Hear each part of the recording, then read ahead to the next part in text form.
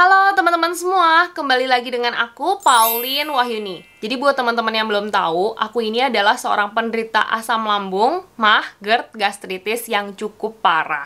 Tapi beruntungnya sekarang aku udah lama banget nggak kambuh-kambuh lagi, jadinya aku bisa dinyatakan udah sembuh. Tapi masalahnya adalah ternyata banyak banget teman-teman yang menderita asam lambung dan GERD untuk waktu yang lama, bahkan bertahun-tahun, nggak sembuh-sembuh. Lalu aku coba cari tahu dong, kira-kira penyebab utamanya apa sih sampai seseorang tuh sakit asam lambung nggak sembuh-sembuh untuk waktu yang lama.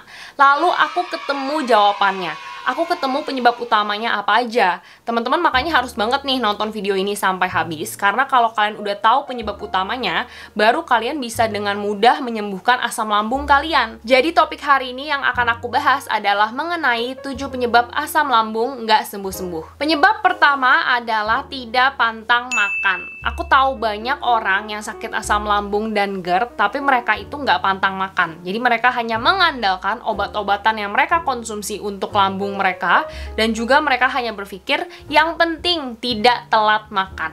Padahal ini salah besar. Yang terpenting itu adalah pantang makan, guys. Karena pada dasarnya penyebab utama kalian sakit asam lambung itu salah satunya adalah karena makanan yang kalian konsumsi itu salah. Jadi, kalian harus paham dulu nih guys, ketika kalian sakit asam lambung dan GERD, itu kan berarti kondisi lambung kalian itu sedang sakit, sedang tidak normal dan sensitif. Jadi, makanan yang kalian konsumsi itu pada dasarnya kan akan jatuhnya juga ke lambung. Jadi, makanan nih yang kalian konsumsi itu semuanya akan mempengaruhi kondisi lambung kalian. Kalau kalian salah makan, itu akan memperburuk dan memperparah asam lambung kalian dan juga penyakit lambung lainnya seperti GERD, gastritis, MAH. Jadi makanya penting banget buat teman-teman untuk pantang makan. Di sini aku akan jelasin lagi ke teman-teman semua bahwa ada 10 pantangan makan yang harus kalian benar-benar hindari. Ini semua informasinya aku dapatkan dari internis. Jadi dari ahli penyakit dalam. Jadi pertama yang harus kalian pantang itu adalah makanan yang memang asam dan juga pedas. Jadi yang mengandung cabai, lada, terus juga makanan dan minuman yang berlemak tinggi. Seperti misalnya gorengan, itu kan berlemak tinggi. Terus juga bawang-bawangan seperti bawang bombay, bawang putih, terutama yang mentah itu kalian harus stop. Lalu juga sayuran yang berserat tinggi seperti kol, toge, nangka, dan juga kangkung. Lalu juga kalian harus hindari tomat, ubi-ubian, mie, ketan, terus juga yang mengandung kafein seperti teh dan kopi. Lalu juga kalian harus hindari minuman alkohol. Itu semua adalah 10 pantangan makan yang benar-benar wajib kalian hindari, karena 10 makanan ini semuanya bisa memperparah asam lambung kalian, bisa meningkatkan asam di lambung kalian. Dan kalian harus ingat, ketika ada 10 pantangan makan ini, kalian harus pantang 10-10-nya. Jadi jangan kalian sampai cuman pantang 2-3 makanan. 7 makanannya lagi kalian tetap makan. Itu sama aja guys, karena yang terpenting itu adalah 10 makanan ini. Semua wajib harus kalian stop dulu ketika kalian lagi sakit. Kalau kalian nanti udah sembuh ya boleh sedikit-sedikit, oke? Penyebab yang kedua adalah stres dan kecemasan. Memang stres dan kecemasan ini adalah musuh kita, karena ini adalah salah satu penyebab asam lambung kita nggak sembuh-sembuh. Karena memang pada dasarnya stres dan kecemasan ini adalah penyakit psikologis. Jadi banyak banget orang yang susah gitu loh, nggak tahu cara handle dan mengendalikan stres dan kecemasan diri mereka. Ya alhasil sakit asam lambung mereka nggak sembuh-sembuh. Makanya buat teman-teman kalian harus tahu bahwa memang respon stres dan kecemasan ini bisa menyebabkan ketegangan otot di tubuh kita. Kalau misalnya ketegangan otot di tubuh kita berlangsung untuk waktu yang lama, lama-kelamaan ini akan mempengaruhi otot di area perut kita. Dan ini akan menekan organ di area perut yang akan menghasilkan asam kita naik ke atas. Jadi memang ini dapat meningkatkan asam lambung kita. Selain itu juga, memang tingkat stres yang tinggi sendiri itu bisa mendorong produksi asam lambung yang lebih banyak dibandingkan biasanya. Jadi intinya udah terbukti nih, stres ini bisa menyebabkan asam lambung kita naik. Nah, faktanya berdasarkan penelitian juga menyatakan bahwa orang yang memiliki tingkat stres tinggi itu biasanya memiliki gejala asam lambung yang lebih parah dibandingkan orang yang tidak stres. Makanya buat teman-teman, kalau kalian mau sembuh dari asam lambung dan juga GERD, kalian harus banget belajar untuk mengendalikan stres dan kecemasan diri kalian. Mungkin kalau bisa aku rekomendasikan dimulai dari tidur.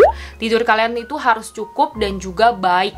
Karena memang tidur itu pada dasarnya adalah proses healing, proses kita menenangkan jiwa dan raga. Kita di situ bisa menurun stresnya, lebih tenang diri kita. Selain itu juga bisa dengan teknik relaksasi. Teknik relaksasi itu bisa seperti yoga, mendengarkan lagu yang menyenangkan, menenangkan.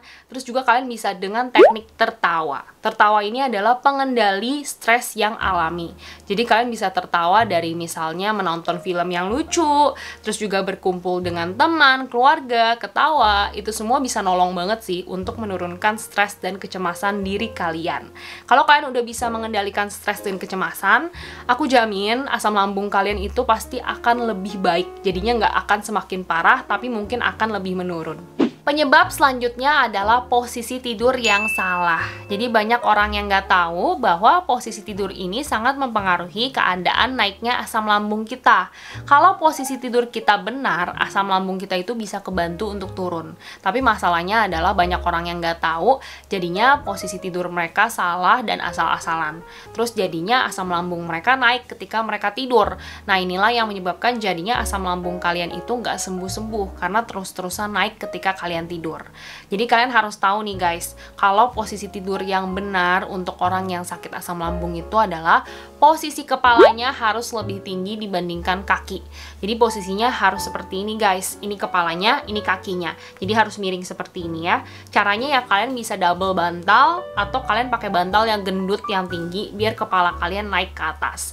Nah kalau posisinya seperti ini, jadinya kan kepalanya lebih tinggi. Asam lambungnya itu nggak gampang untuk naik ke atas. Tapi kalau kalian cuma pakai satu bantal, bantalnya juga yang gepeng, yang kurus, itu kan berarti kepala kalian sama kaki kan jadi agak datar. Nah ini yang mempermudah jadinya si asam lambung kalian untuk naik ke atas.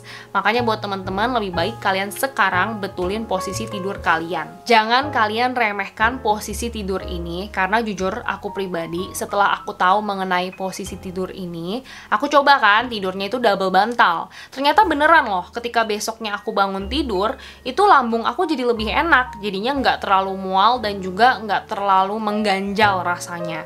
Makanya buat teman-teman boleh banget coba posisi tidur ini. Penyebab selanjutnya adalah tidak mengunyah makanan dengan baik. Jadi banyak banget orang rata-rata itu kalau kunyah makanan itu nggak terlalu diperhatikan. Jadi mereka ngunyahnya itu cepet-cepet, buru-buru, asal-asalan. Makanan belum terlalu hancur langsung ditelan. Nah ini nggak baik banget untuk kondisi lambung kalian. Karena memang ketika makanan belum terlalu hancur, berarti kan potongannya masih agak besar-besar ya. Ini bisa melukai lambung kalian. Bahkan kalau misalnya makanannya itu belum terlalu hancur, itu kan bisa membuat lambung kalian jadi bekerja dengan lebih ekstra lagi untuk menghancurkan si makanan ini. Nah inilah yang akan membuat jadinya sakit asam lambung kalian lebih parah, karena lambung kalian paksa untuk bekerja keras lebih ekstra lagi, jadinya nggak sembuh-sembuh, nggak ada proses dia santai, tenang agar dia sembuh. Nah makanya buat teman-teman, kalau kalian mau sembuh dari asam lambung kalian, ya kalian harus makannya itu yang bener guys dikunyahnya.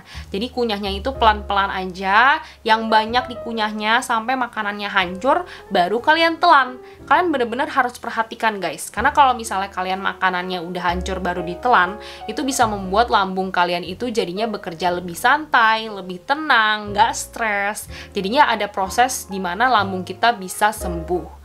Makanya buat teman-teman harus diusahakan ya guys, kunyahnya yang benar. Penyebab selanjutnya adalah kelebihan berat badan. Jadi banyak orang yang nggak tahu bahwa kelebihan berat badan ini juga merupakan penyebab sakit asam lambung kalian nggak sembuh-sembuh.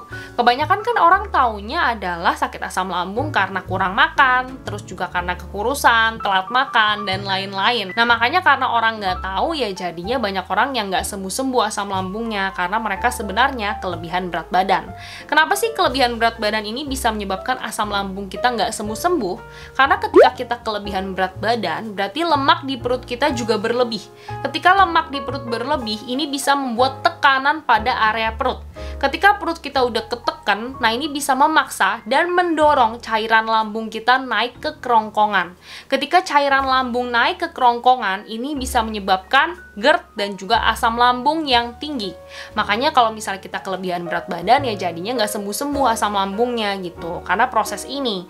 Nah makanya buat teman-teman, kalau kalian mau tahu kalian itu kelebihan berat badan atau enggak, kalian bisa hitung berat badan ideal kalian dengan cara tinggi badan dikurangin 110. Kayak misalnya aku, tinggi badannya kan 165.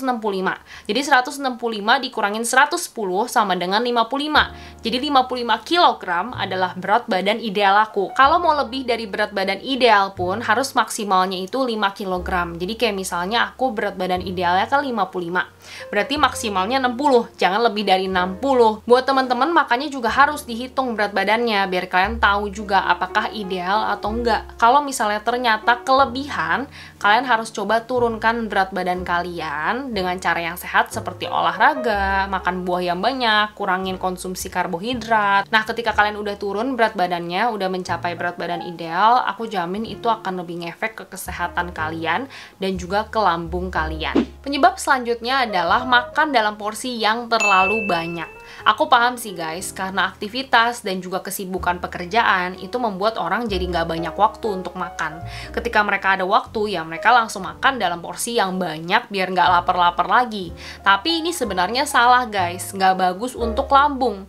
Karena makanan dalam porsi yang banyak itu bisa membuat penekanan pada otot kerongkongan bagian bawah. Dan juga bisa membuat lambung kita bekerja dengan lebih ekstra. Ketika hal ini terjadi, ini akan memicu jadinya produksi asam lambung lebih banyak dibandingkan biasanya dan naik ke atas. Nah ini akan menyebabkan jadinya sakit asam lambung kalian nggak sembuh-sembuh. Makanya buat teman-teman, ketika kalian punya sakit asam lambung atau GERD, itu lebih baik makannya itu dalam porsi yang kecil sedikit namun sering. Jadi misalnya satu mangkok, kalian biasa makan full gitu ya nasi. Nah nasinya itu kalian bagi jadi 3 kali makan, setiap 2 jam sekali. Yang penting sedikit-sedikit tapi sering. Kalau kalian makannya dengan cara seperti ini akan membantu lambung kalian untuk bekerja dengan lebih mudah. Ketika dia bekerja dengan lebih mudah, lebih santai, lama-kelamaan lambung kita bisa cepat untuk sembuhnya. Penyebab selanjutnya adalah merokok. Jadi banyak penderita asam lambung yang juga merupakan perokok aktif itu pasti memiliki asam lambung yang nggak sembuh-sembuh. Jadi sakit asam lambungnya berlangsung terus-terusan. Karena memang pada dasarnya rokok itu adalah salah satu penyebab asam lambung kita yang semakin parah. Jadi kalian harus tahu ya guys, efek nikotin dari rokok itu sendiri bisa membuat otot halus di esofagus kita menjadi rileks, santai. Ketika otot itu jadi santai, rileks, itu mempermudah cairan asam lambung kita untuk naik ke atas kerongkongan. Ketika dia udah naik ke atas kerongkongan, ini menyebabkan GERD dan juga asam lambung kita tinggi. Makanya semakin parah. Intinya gini, rokok itu memperparah keadaan asam lambung kita. Kalau kalian nggak berhenti ngerokok ya kalian nggak akan sembuh-sembuh asam lambungnya, malah akan semakin parah. Buat teman-teman yang merupakan perokok aktif dan juga memiliki asam lambung yang buruk, yang tinggi, kalian harus coba untuk kurangin dan berhenti merokok guys. Pokoknya kalau kalian mau sembuh ya hentikan konsumsi rokok itu sendiri, berhenti merokok. Nah, kalau aku dari ketujuh penyebab tadi, penyebab yang membuat asam lambung aku sempet nggak sembuh-sembuh itu adalah karena stres dan cemas. Tapi sekarang untungnya aku udah ngerti cara handle stres dan kecemasan. Makanya sekarang asam lambung aku bisa dinyatakan sembuh. Kalau kalian sendiri gimana guys? Dari ketujuh penyebab tadi, menurut kalian penyebab mana yang membuat asam lambung kalian itu jadi nggak sembuh-sembuh sampai sekarang? Kalian bisa langsung tulis jawabannya di kolom komentar ya. Oke guys, jadi tadi itu dia tentang 7 penyebab asam lambung nggak sembuh-sembuh. Kalau kalian suka sama video ini, langsung aja subscribe channel ini, like video ini, dan juga share video ini di semua sosial media kalian. Dan kalau kalian share video ini di Instagram, langsung aja tag ke Instagram aku @paulinawahyuni. Nanti aku akan langsung repost dari Instagram aku pribadi. Sekalian juga ya follow Instagram aku Paulina Wahyuni, karena di sana itu aku banyak share tips kecantikan, kesehatan yang mungkin berguna buat teman-teman semua. Jangan lupa juga untuk tekan tombol lonceng yang ada di sebelah tombol subscribe biar kalian selalu mendapatkan notifikasi setiap aku upload video baru. Makasih banyak ya buat teman-teman yang selama ini udah dukung aku dan juga channel aku ini. Kita bertemu di video berikutnya ya. Dadah!